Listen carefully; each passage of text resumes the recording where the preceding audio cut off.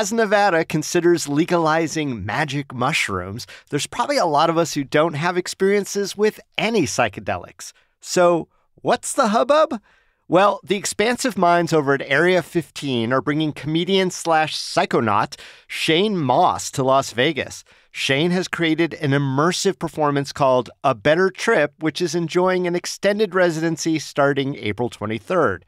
Today on CityCast Las Vegas, we talk to Shane about all things psychedelics. It's science, it's art, and it's comedy all rolled up into one trippy conversation.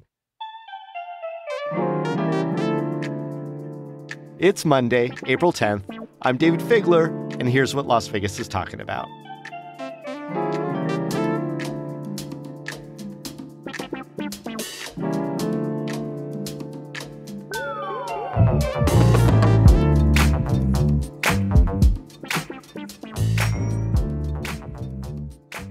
Welcome to CityCast Las Vegas, my man. Hey, thanks for having me. Now, you're out there as a comedian. You also talk a lot about the use of psychedelics and its impact on the brain and where it goes. Are there any psychedelics that you haven't done yet that you're curious about or maybe won't go there? 5-MeO DMT or Bufo. It's from a toad and you smoke it. And I've had opportunities and it hasn't been the right kind of setting or timing in my life when I've had those opportunities to do it.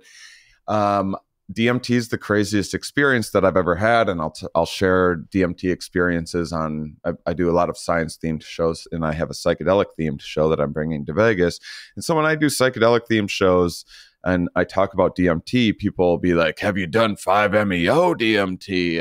And I'm like, "No, I haven't." They're like, "Oh, that's like the next level." And I'm like, "I'm not sure that I need another level, actually." You've leveled up enough. You're done with that part of the video game. Yeah. And then, there's a few things that I've considered doing. I have a documentary, Psychonautics, a comics exploration of psychedelics on Amazon Prime. And I was almost going to do a few more things for that and then decided against it. Ibogaine's one that a lot of people have had success with for addiction, but it's very intense. They have to have like defibrillators and stuff. People can it's stopped people's hearts before. People have had heart attacks on it. I once asked Rick Doblin, who's the founder of the Multidisciplinary Association of Psychedelic Studies, one of the bigger psychedelic research organizations and nonprofits out there in the space. They kind of brought and legitimized psychedelics again over the last couple decades. Yeah. I told him I was considering doing Ibogaine, and I was like, I heard it can be like a 24-hour nightmare. And he's like, "Oh no, it can be much longer than that." Oh, great. Right. Well, and Shane, I don't want to discount your cred doesn't just come from using all these different psychedelics, but you have a science podcast, you're very well read, and you research a lot on that, and that does come out in your performances as well. Could you maybe also just describe your personal journey then with psychedelics as it relates to your own mental health? Yeah. I mean, so psychedelics were something that always helped. I was always a very depressed young kid. I'm bipolar, and so mushrooms were something that always helped me with depression. And I had 20 years of nothing but really positive impacts with psychedelics. And then in 2017, in making my documentary, we were kind of in a time crunch and on a budget. And I did more psychedelics far more often than I would have normally. And I didn't allow... Like cramming for an exam? Yeah. And integration is really, really important. And if you don't integrate and you just keep on doing psychedelics, some of those connections can establish themselves, apparently. And I ended up being sent on a very long trip, had an extreme manic episode. I'd only ever been hypomanic like once a year or so. I would be hypomanic because I'm bipolar, and that was always the best part of being bipolar. But then a full blown manic episode, no sleep for weeks, leading to psychosis, leading to psych ward, and it changed my relationship with psychedelics. I'm scared of manic episodes now. Now, you're not just a comedian, you're a comedian who has been quite successful in your career, going back a bit now. You've been on broadcast TV, multiple appearances on Conan Show, late night shows, cable, all over the place. So you might have a familiar name or face to a lot of people, but how has this journey with psychedelics affected your approach to comedy? So I was a traditional doing Conan, things like that. And then I guess in 2010, I was entering my 30s and wanted to talk about more challenging subjects. I always had a big interest in science. And so I started doing science themed shows. And the psychedelic thing was like very organic and by accident. I had my second science themed show. I went on some podcasts promoting it. I was asked a few questions, and the subject of DMT just happened to get brought up. It wasn't a plan or anything, and it took over this whole episode of a show. Got me a lot of attention, and then people wanted to hear all about my DMT experiences. And I was like, well, I have all this material. I guess I could try to put together a themed show. And that it turned out to be really popular. I wish people were more interested in other science subjects that I'm interested in, but psychedelics do happen to be a really good gateway to talking about perception and consciousness in a way that people are interested in and curious about and sometimes find relatable. And so psychedelics are actually my gateway to science communication for a lot of people. It's just, I like talking about biology and evolution and insects and all sorts of things that I wish the world was more interested in. Yeah, kind of an evolution of comedy too, with more storytelling and different approaches to it. I'm wondering though, from your standpoint and experiences, what sort of biases around psychedelics you have encountered? Well, I mean, there was a lot of propaganda back in the 60s that made them Nixon scheduling them in the first place and, kicked off the whole war on drugs that I think really has done quite a bit more harm than good. And then just for our listeners who don't know, scheduling is something the federal government does with regard to the dangerousness essentially of the drug. And the lower the schedule number, Schedule 1 drugs, you can't do anything with. And then it kind of gets a little bit better as you go down the schedule. And a lot of these drugs that we're talking about are Schedule 1 drugs. Yeah, so Schedule 2 drugs include like cocaine, methamphetamines, that sort of thing. So marijuana and psychedelics, according to our federal government, still today, and several places around the globe followed suit, are the most heavily scheduled drug. And it also doesn't really impact use. Like no one's like, what schedule is this drug that I'm going to put in my mouth? And it doesn't necessarily impact the laws because you'll get in more trouble for like a Schedule 2 cocaine than you will a Schedule 1 marijuana, which is legal in many places. And so the only practical implication of it is that it makes it so scientists can't study this stuff. And I think that's the biggest tragedy of it all. And so I think further research would get us a long ways in clearing up a lot of things. And then on the other side of it, there's like people that are very evangelical about psychedelics. There's a lot of sensationalism. They're getting really popular these days. In 2017, there was like Michael Pollan had written a book, How to Change Your Mind, that was on the front of bookstores and everything. And that really changed, suddenly a lot of older people or more conservative people that wouldn't normally be interested in this stuff were taking an interest in and looking to it as a potential avenue for mental health. But there's a lot of, there's like a lot of like shady, even sometimes very well-meaning underground stuff that happens. And this is a big part of the problem with having these things not legal for clinical use is that they're pushed underground and becomes problematic. There's a lot of grifting just in the wellness communities generally, and psychedelics is a part of the wellness communities now. And so there's a lot of like claims being made. There's a lot of people peddling the snake oil type approach. Yeah, right? a lot of supplement. I mean, I think a lot of people get really interested in psychedelics and think that there's a lot of hope in the space. And then they figure out, well, how can I do this for a living? And how can I monetize this? And then you get into, capitalism ruins everything. It really does. Yeah. Man. And so there's a lot of weird, there's a lot of like $4,000 like rebirthing ceremonies and stuff like that. And there's a lot of like motivational speakers getting into the psychedelic space. And I don't know. I guess I'm a little more toward the skeptic side of things. My position is that they should be rescheduled so that they can be studied. It's as simple as that.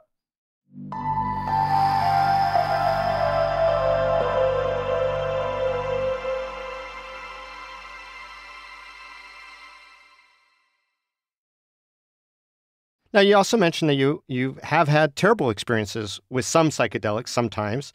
Do you still partake? Yeah, absolutely. I mean, the reason why I'm into ketamine now is because ketamine, certainly in my case, but it's historically not known to cause manic episodes like something like mushrooms or ayahuasca, which was what triggered my first one, can do. I don't like it as much as of those other ones, but I'm certainly not as evangelical about psychedelics as I was back in like 2015, 16 when I was touring with my first show. My show now has a few more grounded approaches and lessons within it. And I think that brings us to an important disclaimer, is that you're not suggesting it's for everybody. And also that, especially in places where it is not legal or decriminalized, that people would be doing it at a risk, right? Oh, absolutely. In fact, I almost never respond to anyone's questions for advice because I don't know you, and there's individual differences apply, and do your own research, but also know that I don't know some of the research just because of the way the scheduling stuff is like sensationalized, and it's really tricky territory. And a perfect segue then is that Nevada right now is considering a measure in our legislature that, if passed, will decriminalize possession and use of psychedelic mushrooms, so basically psilocybin, for people over 18 years old. Mm-hmm. What do you think should be the government's role as it relates to psychedelics like magic mushrooms? I mean, I will say that making drugs illegal has, in many cases, like prohibition and many times afterwards, has not had the intended effect. I definitely am not one to say like, hey, let's just make everything legal and everyone do whatever they want. I think in some ideal world, if I had my own island or country or something like that, I would probably have something where it's like you can get professional treatment in a clinic, and then and perhaps with enough treatment there would be something where you can get a license or something like that. I think that it will be exciting if Vegas is a test case to see how it goes. I think they're following Denver and Portland. I think Washington State has one in effect. Well, Shane, what do you think Nevadans should know based on your experiences and research about psychedelics as we debate this question? Because it's not law yet. It's still being debated. Boy, I would love to see them in a guided setting. There was a lot of stuff that I didn't know as a teenager that, frankly, I'm kind of lucky to be alive. I once, when I was very young, drove on acid and crashed my car and stuff like that. And, so I've made some just really stupid mistakes in my life. And the internet was a very new thing when I was starting to experiment with these things. And there wasn't the huge amount of resources that there are today. Now there's like very simple things you can learn about what set and setting means. You can learn about what dosage you should be taking. You can learn about the potency of different strains. You can learn about what kind of environment, what you want to set up for yourself, and integration, something like that even people that are responsible users just miss out on the opportunity of. I think the best part of the psychedelic experience is the neuroplasticity that you have in the following days afterwards to make kind of more positive changes in your life, to integrate some new patterns and habits in your life in a much faster way than it usually takes to form a new habit. And so I would say research best practices before dabbling into any of these substances. Yeah. And one of the components of that bill is to actually make a set aside for research for medicinal purposes of MDMA. So that's kind of an interesting component too.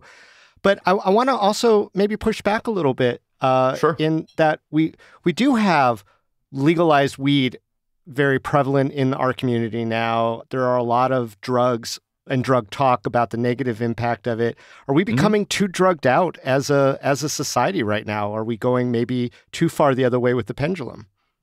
There's some people that are too drugged out. Are we as a nation too drugged out? Nah. In terms of priorities, no. I mean, I see opiates and things like that being a really big problem for people.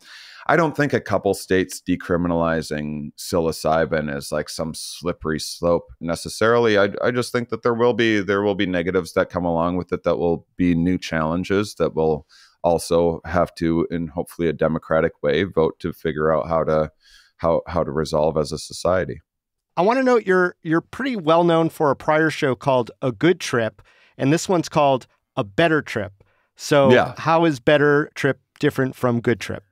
Well, like I said, I was a lot more evangelical back then. And then I had some, mental health issues. And so from things like that, my show, A Better Trip, is a little bit more about lessons that I've learned from past mistakes and from positive experiences too, about how to optimize a psychedelic experience. But more importantly, just what I've learned from psychedelics about having a better life. I think a lot of those things that I mentioned, set and setting and correct dosage and integration, are things that you can apply to your workouts or your office work or taking vacations or watching the news.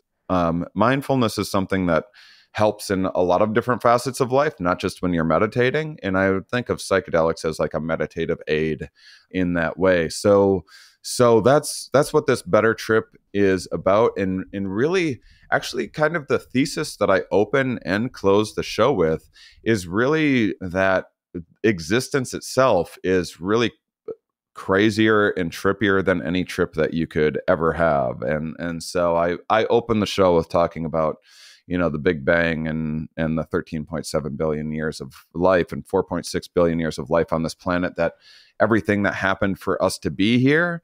And so you start with the Big Bang. This is a very long show. It's a very long show. It's a 13.7 billion year long show. So, well, if you take psychedelics while watching it, it probably goes faster or slower. Which that time dilation is unpredictable during those psychedelics. Yeah. Well, Shane Moss, it's been a trip having you here on CityCast Las Vegas. We appreciate you taking the time and look forward to you coming for your 6-week residency over at Area 15 starting on April 23rd, 2023.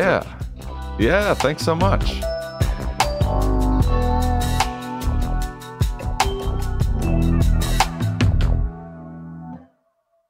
And now for a not-so-literal microdose of news. Newly released letters written to October 1 mass killer Stephen Paddock suggest he might have hinted at or somehow communicated his plans before his deadly spree. "Steve, please don't do what I think you're going to do," a Texas man wrote to him in May 2017. Metro acquired the letters shortly after the massacre, but just now released them only after a Review Journal Records request. The letter's author says no police agency ever contacted him.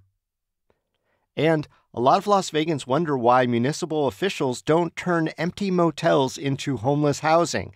Now, Clark County has done just that. The former Safari Motel on Fremont Street, inside the city of Las Vegas's jurisdiction, now serves as transitional housing with supportive services for some 50 people at a time.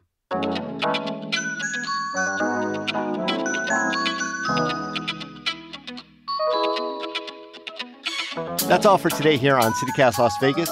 Did you enjoy the show? Learn something new about psychedelics? Then send this episode to a friend. Everyone's welcome to the CityCast party, so bring all your friends.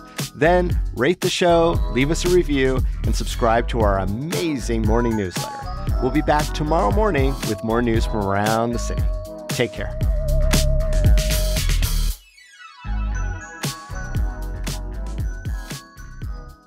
a lot of the bad trip experiences that I hear about are, someone went to did mushrooms once when they were in college, and they went to a frat party, and oh, it was awful. Like, well, yeah, I'm pretty sure I know where you went wrong there.